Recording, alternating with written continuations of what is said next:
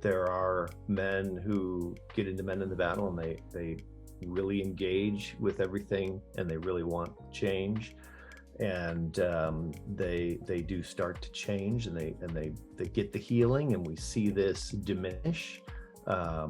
We see some guys where it happens overnight and it does, it stops in its tracks. How can you believe? You can only believe what you see. His behavior, there's a saying, you know, don't believe the words, but believe the behavior.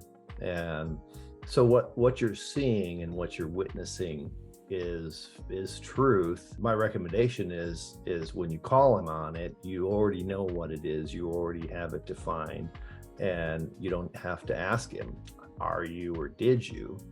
But you witness it, and what you're seeing is true. You are not crazy, you never were. Everything that you've seen is the reality, and you're right. And it's wrong. He shouldn't be doing this. So that's the scope with Men in the Battle, is we can get to a place where we do not objectify women like this any longer. We move into a place of admiring our wife's beauty, and that's what we teach in throughout the later parts of Men in the Battle. We get deeper and deeper into that sort of teaching. Which is a huge difference from objectifying your wife, because early on in recovery or pre-recovery, a lot of men who are married apply the same lust and objectification that they're using with porn or with other women to their wives. Mm-hmm. But can you explain the difference between that and what you're talking about admiring your wife? Well, the first thing is, when I do see an attractive woman out in real life, she just reminds me of how much I appreciate my wife, you know. So my mind doesn't dwell on this person that's in front of me, but it starts to gravitates pretty quickly to, like, I just really appreciate how beautiful my wife is, you know, and I start to think about that.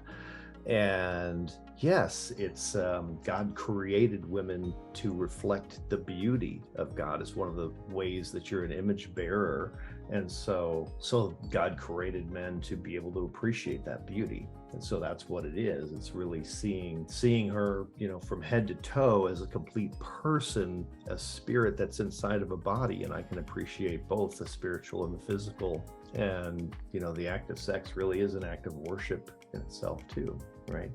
Did that answer your question? Yeah. So yeah, I just think that's important to understand, because if some of you, if you've only ever experienced being objectified for your body and you've not experienced admiration / appreciation for your whole personhood, that is deeply painful.